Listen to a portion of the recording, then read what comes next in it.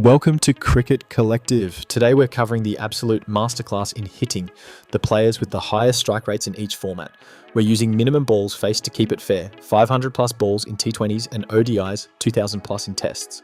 Let's dive into cricket's most explosive batsmen who turned bowling attacks into target practice. At number 5, New Zealand's Finn Allen with a strike rate of 163.27. This right-handed destroyer has smashed 1,185 runs from just 730 balls, and when he gets going, bowlers start praying for rain. Oh, crunch. Oh, that's gone miles. Allen's record-breaking 137 not out against Pakistan in 2024 was pure carnage, the highest T20I score by a New Zealand batsman. But it's not just one innings brilliance. His aggressive approach and devastating strike rate prove this man doesn't just hit boundaries, he collects them like souvenirs. What makes Allen special? He's got that rare ability to accelerate from ball one. No settling in, no getting your eye in, just pure unadulterated destruction from the very first delivery. Number 4 brings us Andre Russell, the man who makes physics optional. Strike rate of 163.79 and that 240 strike rate innings against Australia. That wasn't cricket. That was a public execution. Russell's 43 not out off just 20 balls helped drag the West Indies into the 2016 T20 World Cup semi-final. Out of here. Disappearing the ball when it comes off J. Russ's bat. When he walked to the crease, Australia was celebrating. When he walked off, they were questioning reality. His explosive hitting ability showed the world what controlled chaos looks like. Russell's power hitting in T20 is legendary, because apparently normal cricket wasn't enough for Dre Russ. This man doesn't play cricket, he weaponizes it. Phil Salt slides into third with 164.32, England's pocket rocket who's redefined opening in T20 cricket. His incredible strike rate means every single delivery feels like target practice. His 103 not out against West Indies was batting porn. What a shot. Pure, unadulterated destruction where bowlers ran out of places to hide. His consistent, explosive performances show that apparently once wasn't enough. Salt doesn't just score quickly, he makes it look effortless. That classical technique combined with modern power hitting makes him the perfect T20 opener. When Salt's on song, 200 isn't a target, it's a starting point. The silver medal goes to Australia's Tim David with a mind-bending 166.62 strike rate. Singapore-born, Australia representing, bowler traumatizing, 1,466 runs from 870 balls. That's basically scoring boundaries every other delivery. David's the master of the late order explosion. When Australia needs 60 from 30 balls, they don't panic. They send in Tim David and watch mathematics surrender. Doesn't look like he's having too many problems facing spin at the moment, does he, the big man? And this is the pressure that a hitter can produce. Just gets fractionally short, he knows he's missing leg stump, he just hammers it over square leg. His ability to clear any boundary from any angle makes him cricket's most dangerous finisher. What sets David apart? He doesn't just hit sixes, he launches ICBMs. This man has turned the death overs from a bowling advantage into a batting paradise. And your T20I strike rate king, Suryakumar Yadav with an absolutely bonkers 167.07. Sky has faced 1,508 balls and turned them into 2,520 runs of pure artistry. Make that 3 boundaries in the over. His 83 against West Indies was cricket played in a different dimension. The 100 against New Zealand featured shots that defied geometry. His 117 against England had Lords questioning the laws of physics, but it's that consistency that makes SKY special. This isn't one freak innings, this is sustainable destruction over 2,500 plus runs. He's redefined what's possible in T20 cricket, turning 360-degree batting from a gimmick into a legitimate superpower. When SKI bats, the entire ground becomes his playground. Hold up! If you're loving these insane strike rates and want to see more cricket breakdowns that'll blow your mind, smash that subscribe button right now. Moving to ODIs, Josh Buttler claims 5th with 115.5 across his impressive ODI career.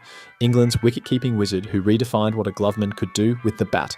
His 129 against New Zealand was textbook acceleration, starting steady, finishing explosive. But that fastest ODI century at Lords against Sri Lanka, pure poetry in motion. His consistent aggressive approach showed that even his controlled innings are masterclasses in calculated aggression. Well, that's Definitely 6. It was 6 from the moment it left the bowler's hand, I think. Buttler doesn't just keep wicket and bat, he revolutionised both roles simultaneously, proving that specialisation is overrated when you're this good at everything. The original Boom Boom, Shahid Afridi with 123.0 across a staggering 8,064 runs. Before strike rates were cool, Afridi was rewriting cricket's rulebook one maximum at a time. This man didn't just play aggressive cricket, he invented it. If they lose, there he goes. He's got every bit of it into the stand. Another opportunity for a catch. When others were nudging and nerdling, Afridi was launching satellites. His career spanned decades because nobody could replicate what he brought to cricket. Pure, unpredictable destruction that made every delivery must-watch television. Heinrich Klaasen sneaks into third with 117.05, South Africa's modern demolition expert. His impressive record shows every innings feels like watching a master craftsman at work. Banged away, mid off his back, but he's got absolutely no chance there. Klaasen represents the new generation of power hitters, technically sound but devastatingly aggressive. When South Africa needs acceleration, they don't hope for luck. They rely on Klaasen's calculated violence. He's turned the middle overs from recovery mode into attack mode. The Big Show takes silver with 126.70. Glenn Maxwell with his incredible career, and that 201 not out against Afghanistan?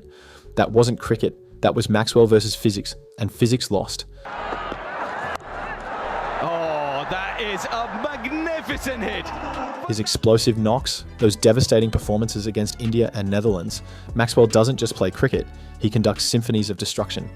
When he walked to the crease at 91 for 7 against Afghanistan, cramping and barely able to stand, cricket witnessed its greatest individual performance. Maxwell proved that superhuman performances aren't just possible. They're inevitable when you refuse to accept limitations.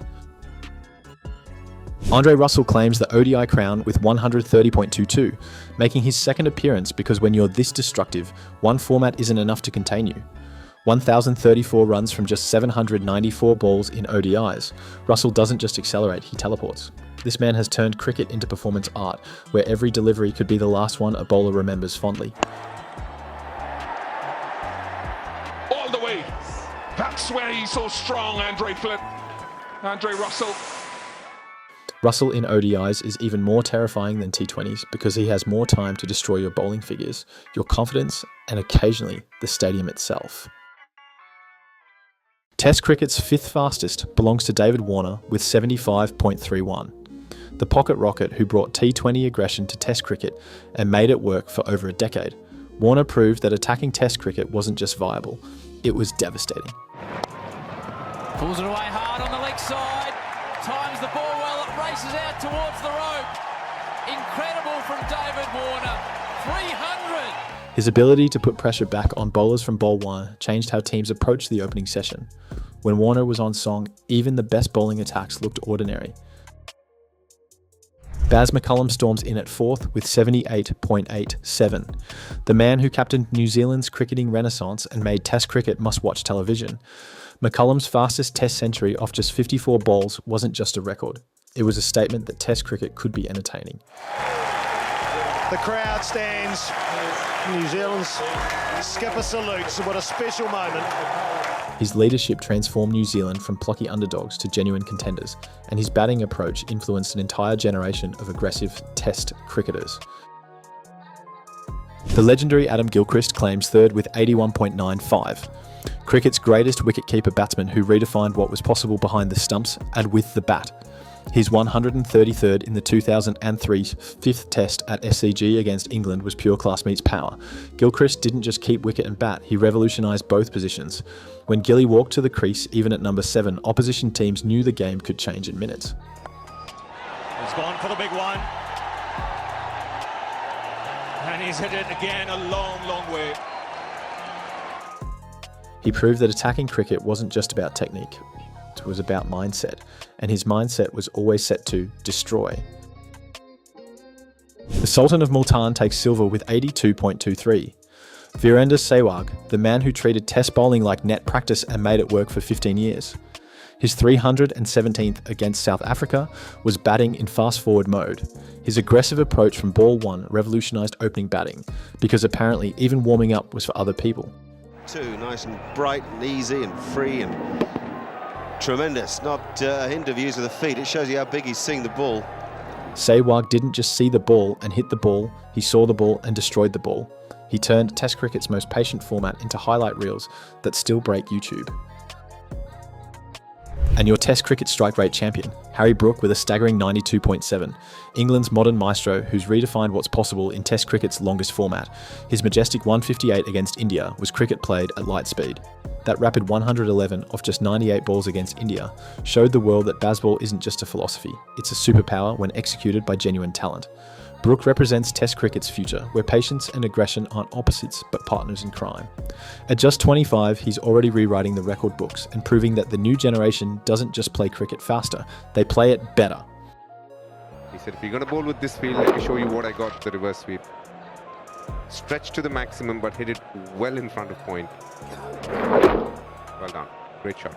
Over 1,500 runs and counting. Brook isn't just maintaining this strike rate over a few innings, he's sustained it across an entire career. This is the future of Test cricket, and it looks absolutely magnificent. From Sky's T20 artistry to Russell's dual format dominance to Brook's Test revolution, these aren't just cricketers, they're evidence that human potential has no limits when combined with perfect technique and fearless mindset. Which format showcases the most impressive striking? The sustained destruction of T20s, the calculated acceleration of ODIs, or the revolutionary aggression of modern Test cricket? Smash that subscribe button if you want more cricket content that proves this sport keeps getting more incredible. Hit notifications because we're building the ultimate cricket community. This is Cricket Collective, where statistics become stories and numbers become legends.